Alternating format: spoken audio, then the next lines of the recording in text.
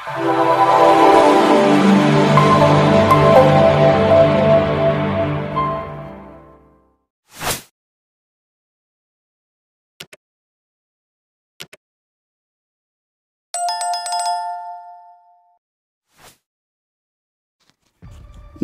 मुजाहिद।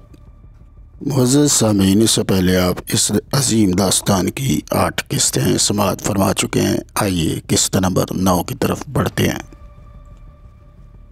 जीनत के साथ मज़ीद कोई ज़्यादती किए बगैर उसे स्टेशन से बाहर लाया गया, जहाँ पहले ही से गाड़ी मौजूद थी। इंस्पेक्टर ने उसे पिछली सीट पर बैठने का इशारा किया। उसके दाएं बाएं प्रदीप राव के साथी बैठ गए और ड्राइवर ने कार आगे बढ़ा दी। पुलिस वाले और काला बच्चा वहीं रह गए थे। चौपासी रोड की एक छोटी सी हवेली के अहाते में गाड़ी रुकी। प्रदीप राव ने खुद नीचे उतरते हुए जीनत को नीचे उतरने का इशारा किया। वो इस कदर दहशत ज़दा हो चुकी थी कि बेचैन जरा उसके अहकामात की तामील कर रही थी। अंदर एक सजे सजाए कमरे में ले जाकर उसे बिठा दिया गया। वहाँ बैठे चंद ही लम्हे हुए थे कि काला बच्चा कमरे में दाखिल हुआ। उसके पीछे एक और फर्दा अंदाम शख्स भी था। काला बच्चा कुछ देर दरवाजे में खड़ा जीनत की जानब देखता रहा, जो सोफे पर सर झुकाए बैठे जाने किन सोचों में गुम थी। काला बच्चा आहिस्ता कदमों से उसकी जानब बढ़ा। उसके कदमों की चाप ने जीनत को उसकी जानब मुतवज्जो किया। वो खाली खाली नज़रों से कितनी देर उसकी जानब देखती रही। काला बच्चा का लहजा इंतहाई सर्द था। लड़की, मेरी बात गौर से सुनो। अब तुम्हें कुछ समय के लिए यहाँ रहना पड़ेगा, जब तक राजकुमार के मुकदमे का फ़ैसला नहीं होता, और तुम्हें इल्म ही होगा कि इस मुकदमे में तुम्हारी गवाही को कलीदी हैसियत हासिल है। तुम्हें हमारी हिदायत के मुताबिक गवाही देना होगी ताकि उस खबीस को करारे वाकई सज़ा दिलवाई जा सके। शायद जीनत ने हालात से समझौता कर लिया था या उसकी कुव्वत मज़ाहमत मुकम्मल तौर पर जवाब दे गई थी। वो कोई जवाब दिए बगैर सर झुकाए खामोश रही। काला बच्चा चंद लम्हे उसके जवाब का इंतज़ार करने के बाद बोला, और हाँ, चिंता मत करो, यहाँ तुम्हारे साथ तब तक कोई बदसलूकी नहीं होगी जब तक तुम खुद अपने लिए मसाइल पैदा न करो। ये कहकर वो तेज़ कदमों से बाहर की जाने मुड़ गया। बाहर गाड़ी में बैठने से कबल वो प्रदीप राव को मुखातिब करते हुए सख्त लहजे में बोला, तुम भी ध्यान रखना, अगर इस लड़की से किसी किस्म की ज़्यादती हुई तो तुम सब लोगों की खाल खींच लूँगा। प्रदीप राव ने मुअद्दब अंदाज में सर झुकाकर उसकी बात का जवाब दिया। उधर सरदार महल सिंह गाड़ी से नीचे उतरकर बड़ी देर तक प्लेटफार्म पर बेमकसद टहलता रहा। उस वक़्त उसकी ज़हनी कैफियत अजीब सी हो रही थी। उसे अपने आप से शदीद नफ़रत महसूस हो रही थी। बार बार उसका ज़मीर कचोके लगा रहा था कि उसने एक मज़लूम और बेआसरा लड़की की मदद की ज़िम्मेदारी कबूल करने के बाद महज अपनी जान बचाने के लिए उसे मुखालफों के हवाले कर दिया था, और इस मामले में उसने ज़रा भी मुज़ाहमत नहीं की थी। वो सोच रहा था कि किस मुँह से अशोक का सामना करेगा, जिसने जीनत को बाहिफाजत दिल्ली पहुंचाने का फ़र्ज़ उसे सौंपा था। इन्हीं ख्यालात में गुम वो कितनी ही देर एक बेंच पर बैठा रहा।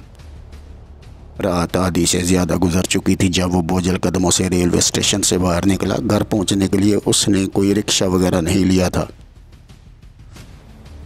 रात के पिछले पहर घर पहुंचते ही वो शराब नोशी में मगन हो गया था। शायद इस तरीके से अपने ज़मीर की खलश मिटाना चाहता था, मगर नशा बढ़ने के साथ तबीयत की बेचैनी भी बढ़ती गई। पछतावा उसका पीछा कर रहा था। जाने किस वक्त वो सर मेज़ पर रख कर सो गया। उसकी नींद तब ख़त्म हुई जब किसी ने उसे कंधे से पकड़कर ज़ोर से झंझोड़ा। उसने खुमार आलूद निगाहें ऊपर उठाई तो सामने सिकंदर को खड़ा पाया। सूरज की रोशनी से अंदाज़ा हुआ कि दिन काफ़ी चढ़ आया है। सिकंदर हस्बे मामूल सुबह की सैर के लिए करीबी नेताजी पार्क गया। वापसी पर महल सिंह के घर के सामने से गुजरते हुए जब उसने महल सिंह को इस हालत में देखा तो उसके पांव तले से ज़मीन निकल गई थी। उसे समझ नहीं आ रही थी कि सरदार जी यहाँ और इस हालत में क्यों मौजूद हैं, क्योंकि उसके अंदाजे के मुताबिक तो इस वक्त जीनत और महल सिंह को दिल्ली के कुर्बो जवार में होना चाहिए था। महल सिंह उसका सामना करने की हिम्मत अपने अंदर नहीं पा रहा था। वो उससे नज़रें चुराने लगा। क्या बात है डॉक्टर महल सिंह जी, खैरियत तो है आप इस हालत में, और वो भी जीनत के बगैर? वो कहाँ चली गई? वो एक ही सांस में कई सवाल कर गया था। महल सिंह ने चंद लम्हे खामोश रहने के बाद उसे बैठने का इशारा किया। सिकंदर उसके सामने बैठा बेताबी से उसे देख रहा था। उसे उसकी खामोशी से वहशत सी होने लगी थी। सरदार जी कुछ बताएं तो, आखिर हुआ क्या है? सरदार जी खामोशी तोड़ते हुए बोले, अशोक बाबू, समझ में नहीं आ रहा कि तुम्हें कहाँ से ये दास्तान सुनाऊं, अपनी सफाई के लिए कौन सा उज़र पेश करूं। ये कहते हुए उसने मुख्तसर अल्फाज में जीनत पर गुजरने वाली क़यामत से सिकंदर को आगाह कर दिया। सिकंदर का जिस्म बेहिस्सो हरकत हो गया। उसे ख्वाब में भी ये तवक्को नहीं थी कि मामलात यूँ अचानक ये रुख इख्तियार कर लेंगे। वो तो सारी रात मुतमईन नींद सोया था कि चलो वो मुसलमान लड़की अब कदरे महफूज हाथों में पहुंच चुकी है। सिकंदर फौरी सदमे के बाद संभल कर सरदार जी को तसल्ली देते हुए बोला, डॉक्टर साहब, आप खामखा परेशान हो रहे हैं, इसमें आपका तो कोई कसूर नहीं। अब आगे की सोचें कि हम इस मामले में क्या कर सकते हैं। महल सिंह खोरदा लहजे में बोला, मैं क्या बताऊं कि क्या करना चाहिए। हम लोगों को तो इतना इल्म भी नहीं कि बदमाशों ने इस लड़की के साथ क्या हशर किया होगा जो बेआसरा है। पता नहीं उसे कहाँ रखा गया है। चंद लम्हे खामोश रहने के बाद महल सिंह ने बात आगे बढ़ाई, मेरा ख्याल है तुम उस्ताद हामिद ही से मिलो, शायद वो कुछ रहनुमाई करें। सिकंदर के सामने भी कोई और रास्ता तो था नहीं। वो सीधा वहाँ से उठकर उस्ताद हामिद के पास जा पहुँचा और उन्हें तमाम सूरत हाल से आगाह किया, मगर उन्होंने भी इसकी हिम्मत बनाने के बजाय उसकी तशवीश में इजाफा किया। देखो भाई, अब मामला बराह रास्त काला बच्चा का है और मुझ में इतनी हिम्मत नहीं कि उसका कुछ बिगाड़ सकूँ, ना ही तुम मुझे इस काबिल लगते हो। अब वाहिद रास्ता यही रह गया कि हो सके तो मुंशी खां को जयपुर जाकर सारी सूरत हाल से आगाह करो, शायद वो कुछ मुआवनत कर सके। सिकंदर इसी शशोपंज में था कि अब क्या लाया अमल अपनाए। वो इस सूरत हाल में अपने आप को बहुत बेबस महसूस कर रहा था। महल सिंह और उस्ताद हामिद के अलावा और कोई उसका हमदर्द भी नहीं था। सरदार जी से मशवरे के बाद उसने यही फैसला किया कि जयपुर जाकर मुंशी खां की खिदमत में हाजिर होकर उससे मदद की इस्तदा की जाए। उस्ताद हामिद ने उसे मुंशी खां के नाम एक सिफारशी खत दे दिया था, जिसमें जोधपुर के मुसलमानों की हालत ज़ार और काला बच्चा के मज़ालिम का तफसीली जिक्र किया गया था और मुंशी खां से मुदाखलत की अपील की गई थी। सिकंदर की बदलती हुई ज़हनी कैफियत और नई दिलचस्पियों से रागे मुकामी हुक्काम बेखबर नहीं थे, मगर वो अपनी मसलहतों के पेश नज़र अपने आजमूदा मोरे को फ़िलहाल ज़ाया नहीं करना चाहते थे, वरना सिकंदर को गिरफ़्तार कर लेना या जान से मार देना उनके लिए तो कोई मसला ही नहीं था। उन्होंने मसले का फौरी हल यही निकाला कि मज़ीद तरबियत के लिए सिकंदर को दिल्ली भिजवा दिया। दिल्ली रवानगी से कबल ही सिकंदर ने महल सिंह से तय कर लिया था कि दिल्ली में उनकी मुलाकात कहाँ पर होगी। दिल्ली आए उसे 3 रोज़ गुजर चुके थे। मामूल की तरबियती सरगर्मियों में अब उसका जी बिल्कुल नहीं लगता था। उसने तय कर लिया था कि महल सिंह से मुलाकात के बाद वो मुंशी खां से रब्ता करेगा। मौसम में खासी तब्दीली आ चुकी थी। अक्टूबर के दूसरे हफ्ते तक मौसम खुश्क हो चुका था। दिल्ली में मसरूफ़ तरीन कारोबारी इलाके कनॉट पैलेस में वाक़ शांति रेस्टोरेंट में बैठा सिकंदर महल सिंह का इंतज़ार कर रहा था। पहले से तयशुदा प्रोग्राम के मुताबिक आज उसने यहीं मिलना था। इंतज़ार की घड़ियाँ वैसे भी भारी होती हैं। शाम 7:10 हो चुके थे और सिकंदर कदरे मायूस होने लगा था कि रेस्टोरेंट के बैरूनी दरवाजे से महल सिंह अंदर दाखिल हुआ। उसने सिखों की मखसूस पगड़ी बांधी हुई थी, जिससे सर के बाल तो छुप गए थे, मगर दाढ़ी मूंछें सफ़ा चौक होने की वजह से उसकी सारी शख्सियत में अक्सर तब्दीली आ गई थी। अगरचे 15-20 रोज़ में चेहरे पर शेव काफ़ी बढ़ गई थी, मगर अब भी वो बहुत अजीब सा लग रहा था। इस्तकबालिये के पास खड़े होकर महल सिंह ने हाल में चारों जानिब निगाह दौड़ाई। सिकंदर पर नज़र पड़ने के बाद वो आहिस्ता आहिस्ता कदमों से उसकी जानिब बढ़ा। रस्मी अलैक सलैक के बाद महल सिंह बोला, अशोक, मेरा ख्याल है यहाँ मज़ीद बातचीत करना मुनासिब नहीं, चलो कहीं बाहर चलकर बात करते हैं। सिकंदर ने इस बात में सर हिलाते हुए वेटर को बिल लाने का इशारा किया। बिल अदा करने के बाद वो दोनों उठ गए। बाहर महल सिंह की पुराने मॉडल की फिएट गाड़ी मौजूद थी, जिसमें बैठने के बाद वो वहाँ से रवाना हो गए। कुछ देर खामोशी के बाद सिकंदर ने पूछा, डॉक्टर महल सिंह, अब कहाँ के इरादे हैं? सरदार जी ड्राइविंग करते हुए बोले, हम इस वक्त मेरे चचा जनरल जगजीत सिंह अरोड़ा के यहाँ जा रहे हैं। वो एक महफूज जगह है, मैं वहाँ ठहरा हुआ हूँ, वहीं चलकर आइंदा की प्लानिंग करते हैं। आधे घंटे की ड्राइविंग के बाद गाड़ी फिरोजशाह रोड की 10 नंबर कोठी के गेट में दाखिल हो गई। ये एक वसी और अरीज इमारत थी।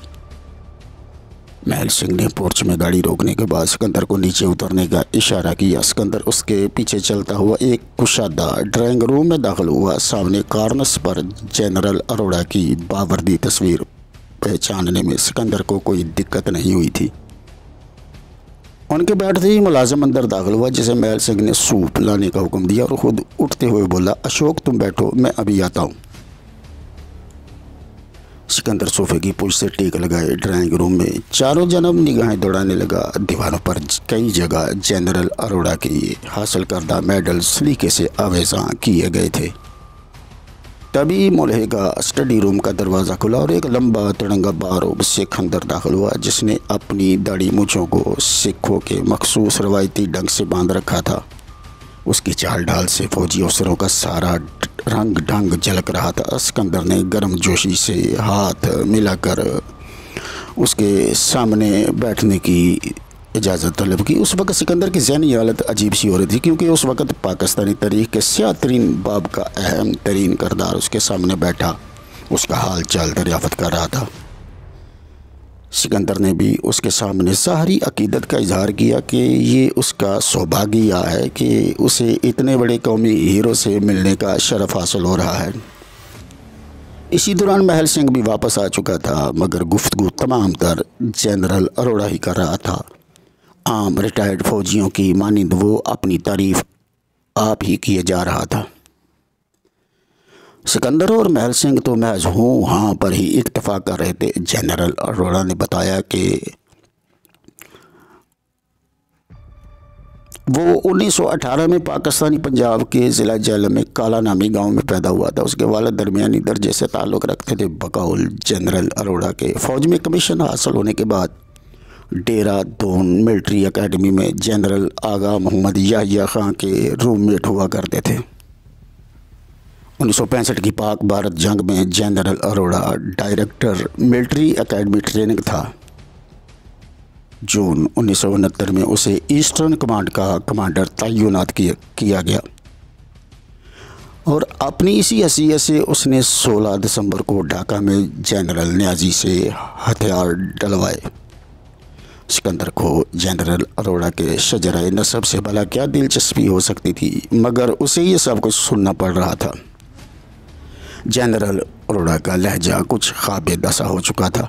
मिस्टर अशोक, मेरी ज़िंदगी का सरमाया वो लम्हा है जब 16 दिसंबर 1971 को दोपहर 4:31 पर जनरल न्याजी ने अपना सर्वस रिवाल्वर और बैजेस ऑफ रैंक मेरे हवाले किए थे। वो एकदम कहका लगाते हुए बोला, यंग मैन, उस रोज़ मैं अपनी धर्म पत्नी को भी साथ ले गया था ताकि वो भी मेरी ज़िंदगी के अजीम तरीन मुसर्रत में शरीक हो सके। हालांकि इस सिलसिले में मुझे फ़ौजी डिसिप्लिन तोड़ना पड़ा था। सिकंदर को समझ नहीं आ रही थी कि जनरल अरोड़ा का मुंह कैसे बंद करे। आखिर वो बोल ही पड़ा, जनरल साहब, आपने हिंदू धर्म की तारीख की सबसे बड़ी फतह हासिल करके इंदिरा गांधी के ताज में सुर्खाब का पर लगाया, मगर उसका सिला आपको अपनी तवक्को के मुताबिक मिला। यकदम ऐसे लगा जैसे मीठे बादाम खाते हुए कोई कड़वा बादाम अरोड़ा के दांतों के नीचे आ गया हो। बोला, अगर मैं सिख के बजाय हिंदू होता तो यकीनन मुझे भारतीय फ़ौज का कमांडर इन चीफ बना दिया जाता, मगर मुझे तो बहादुरी का सबसे बड़ा एजाज़ परमवीर चक्र भी ना दिया गया, क्योंकि दुनिया की सबसे बड़ी जमहूरियत अभी इतनी सेकुलर नहीं हुई कि हिंदू और गैर हिंदू को एक नज़र से देख सके। इसीलिए मुझे तरक्की न दी गई और लेफ्टिनेंट जनरल की हैसियत से ही रिटायर कर दिया गया। जनरल अरोड़ा की यह कैफियत ज़्यादा देर तक बरकरार न रही और वो दोबारा डींगे मारने लगा। आओ मैं तुम्हें चंद तस्वीरें दिखाता हूँ। ये कहकर वो उठा। मजबूरन सिकंदर और महल सिंह को भी उठना पड़ा। वो उन्हें लिए मुल्हे का स्टडी रूम में दाखिल हुआ, जहाँ सामने ही शीशे की इंतहाई खूबसूरत अलमारी में पाकिस्तानी अफवाज की सरेंडर दस्तावेज़ थी। और साथ वाली तस्वीर पर आकर सिकंदर की नज़रें ठहर गई थी। उस वक़्त उसे अपने वजूद से नफ़रत सी महसूस होने लगी थी। तस्वीर में general Amir Abdullah Khan Niazi general Arora के सामने हथियार डाल रहे थे। सिकंदर को जिस बात से ज़्यादा तकलीफ़ पहुंची वो ये थी कि तस्वीर पर जनरल न्याज़ी के ऑटोग्राफ भी मौजूद थे। जब अरोड़ा ने कहका लगाते हुए कहा, दिलचस्प बात ये है कि इस तस्वीर की एक कापी जनरल न्याज़ी ने भी फरमाइश करके मुझसे तलब की थी और मुझसे दरख्वास्त की थी कि मैं इस पर अपने ऑटोग्राफ भी दूँ। चुनाचे मैंने उसे भी तस्वीर पर ऑटोग्राफ दिया। ये सुनकर सिकंदर के मुंह से बेसाख्ता निकला। हमीयत नाम था जिसका गई तैमूर के घर से।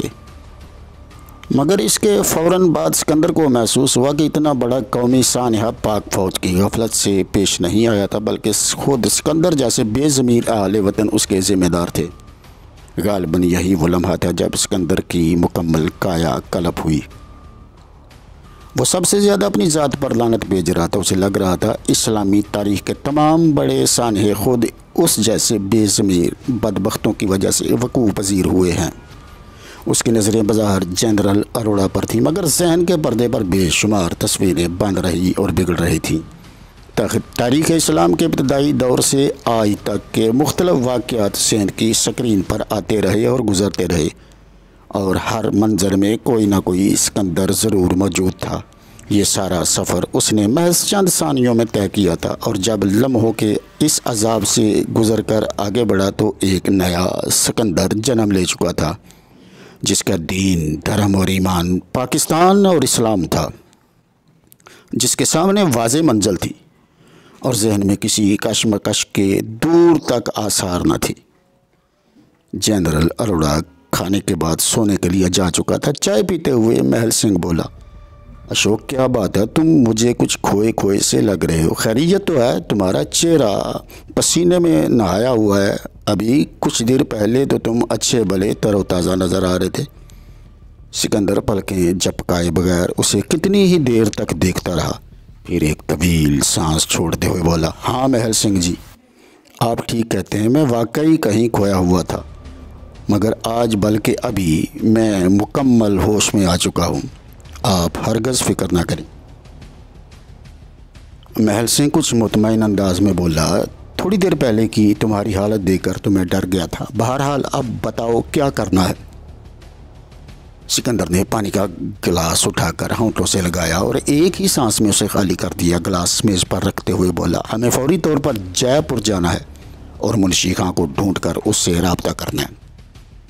महल सिंह कुछ मुतज़ब्ज़ब सा होकर बोला, अभी और इसी वक्त? तुम्हारा दिमाग तो ठीक है। वैसे एक बात बताओ, तुम खुद हो क्या भला? मुझे तुम्हारी शख्सियत बहुत पुरअसरार लगने लगी है। सिकंदर उसकी तरफ देखते हुए जांचने वाले अंदाज में बोला, पहले तुम ये बताओ सरदार जी कि तुम्हें भारत और हिंदुओं के साथ किस हद तक लगाव है? महल सिंह बेसाख्ता बोला, अशोक जी, मेरा बस चले तो उन्हें सफाई हस्ती से मिटा दूँ। मेरी बीवी बच्चों को जिंदा जलाने के बाद दलीप सिंह वगैरह ने मेरी तौहीन की है। क्या इसके बाद भी तुम्हारे सवाल की कोई गुंजाइश रहती है? ये सुनकर सिकंदर ने इत्मीनान की तवील सांस ली और एक कतई फैसला करने के बाद उसने महल सिंह को अपने बारे में सब कुछ सही सही बता दिया। महल सिंह ने उसकी साफगोई को पसंद करते हुए मजबूत लहजे में कहा, सिकंदर, अब मेरा जीना मरना तुम्हारे साथ है। वाह गुरु ने चाहा तो तुम मुझे किसी मामले में पीछे नहीं पाओगे।